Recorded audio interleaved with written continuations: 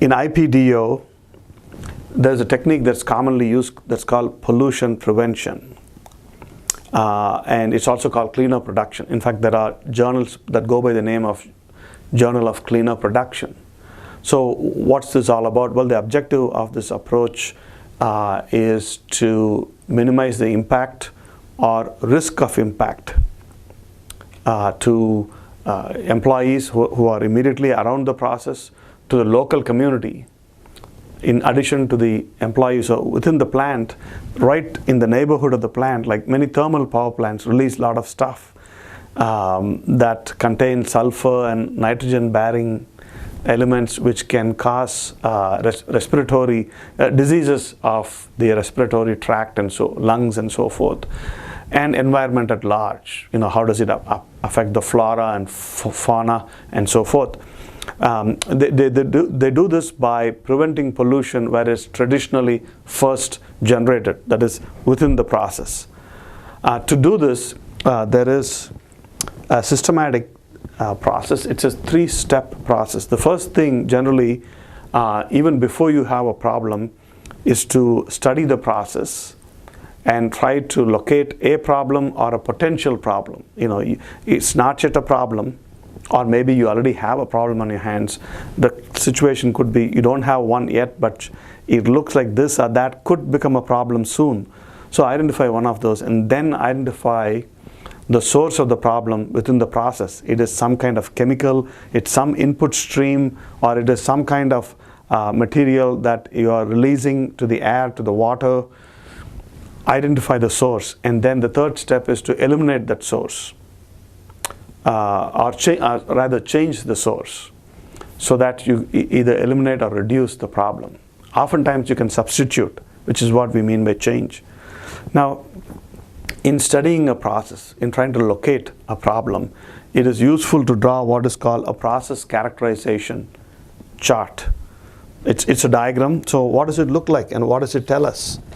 Well, let's take a look. Here is a diagram of a process that's used to make a handheld telephone. And none of us uses handheld telephones, or landlines as they are called. It actually, I take that back. Occasionally we do use that. Last week we had commencement, and our commencement staff occupy the basement of Strahan, which is now called the University Event Center. It so happens that if you get into the basement, your cell phones don't work. It has zero signal reception. And it was important to contact our commencement team because things unfold. And so we had to install a landline. That was the only way. The good old landline saved our necks. So anyways, this is a process for manufacturing a landline and a phone that's used in that context. So you have various input materials. You have pre-colored resin that goes through drying. It goes through an injection molding process. Pad printing, silk screening, and then there is assembly, which not only includes this stream, but you also have other stuff that gets added. So this is a process. There are sequence of operations. Then there are suppliers from Asia who provide other parts, right? So they all go in, and so at the end I have the product which is cleaned, it's packaged, it's shipped. So when I look at this, I get a bird's view of the whole process. I know what goes in terms of materials, energy, and so forth. What comes out, this could be effluent to the water or to the air. I know what process is used, like injection molding, packaging, what materials are used for packaging. So it helps me get a bird's view. So it's a diagram that starts off with raw materials and ends with finished product, including shipping and so forth. So when we study a process of this kind, what are we looking for? We are looking for the following. The first of these is called sequence flow or flow sequence. That is, what happens first, what happens next, so on and so forth. Where does this operation take place? Where does that operation take place? What precedes this operation? What follows this operation? There is a lot to be gained by knowing that. When there is a problem, this is traceability to where this may have actually occurred. The next thing is to look at what materials are being consumed by this process. We looked at plastic resin earlier. In some cases, it could be metallic materials or wood or what have you, or silicon wafers. So what materials are being consumed in the process? We also look at consumption of things that processes typically need energy. No process runs without energy. We're looking also at water. A lot of processes, semiconductor manufacturing, for example, uses lots of water and other resources. Then we look at what are we making, and also what else gets made inadvertently. These are called secondary products or byproducts. And there are residues, unwanted stuff, right? So we study all of these to try to identify a problem or a potential problem. Once we know that, we can work on the process, and in doing so, researchers classify different kinds of intervention based on the scale at which the process is run. So we call them spatial scales. They're all processes but different levels. So we have accordingly a micro scale, which is called green chemistry. We have a meso scale, which is called online, and then the third is called macro scale. So micro scale refers to those industries and those companies where the primary process involves chemical synthesis pathways. What does that mean? Well, it means, for example, if I'm making plastic molded parts, one of the first steps is to produce polymeric materials from petroleum. So there's a whole process, chemical process that goes on into producing pellets of polymer. And this happens at the atomic level. So it's called microscale, chemical synthesis pathways. Likewise, when we are smelting iron in a blast furnace, we take iron ore, which is typically an oxide of iron. It reacts with coke and limestone, and the oxygen gets dislodged from the iron. Again, a chemical reaction, molecular level, and pig iron is produced. So at this stage, a group of techniques called green chemistry is applicable. What we focus on in terms of process improvement, we try to minimize the production of waste and the toxicity associated with the process. Those are the environmental desirable outcomes at this stage. Meso stage is, like I said, the inline process.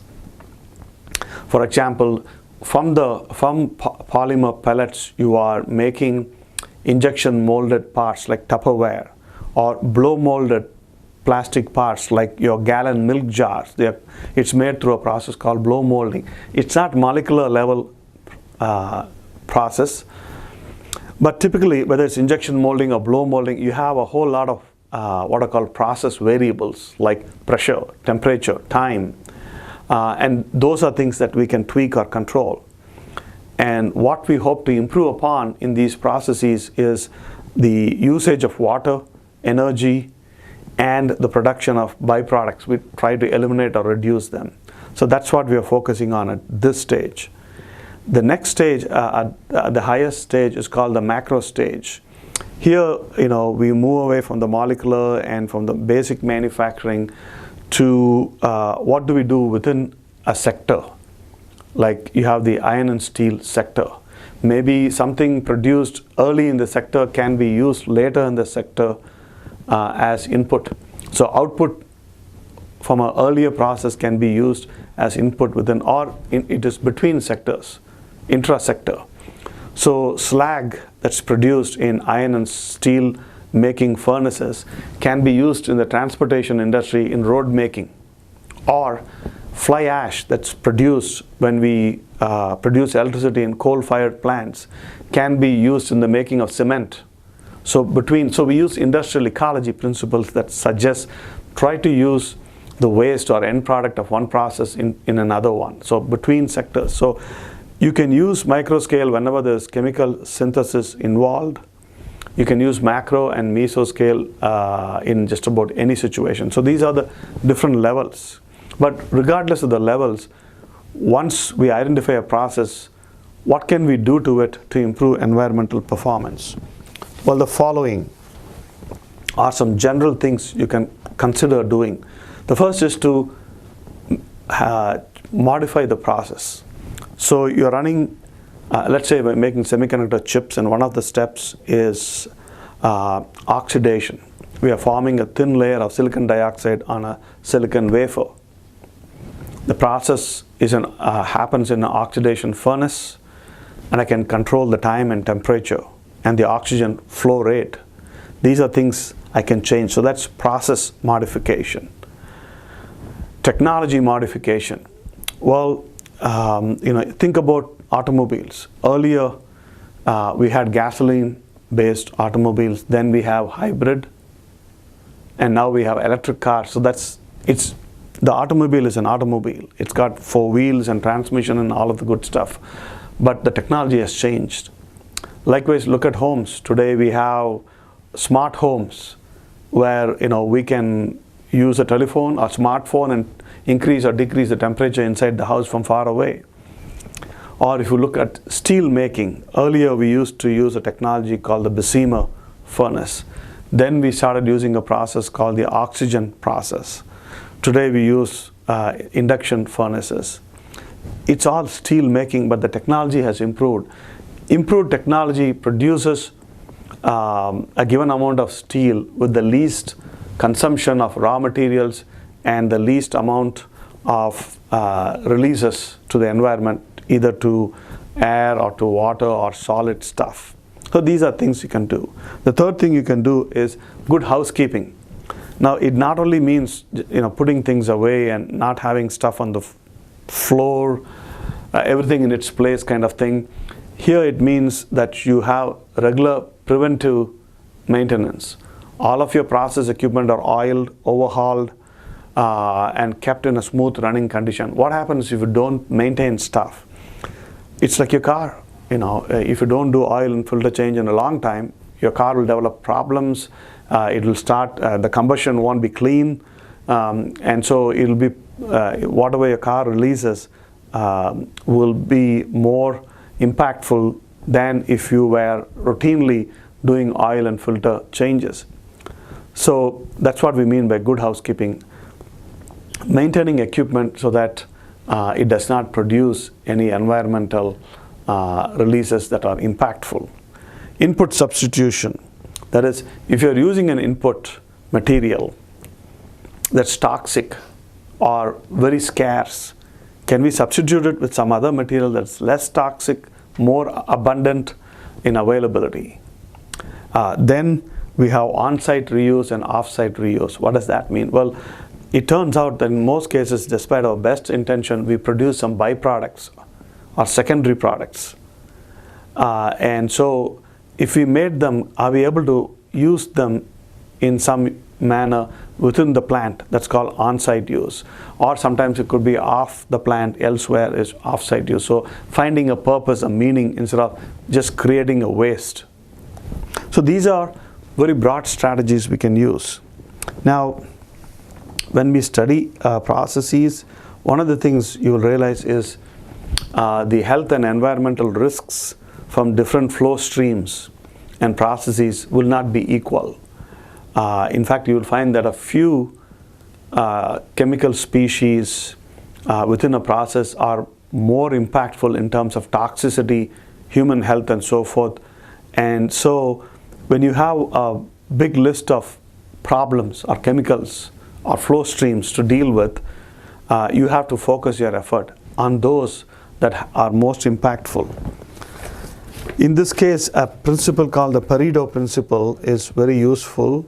It's called the Pareto principle and because it's named after an Italian economist whose last name was Pareto, and I don't know what the first name is. I can make one up if you really want me to.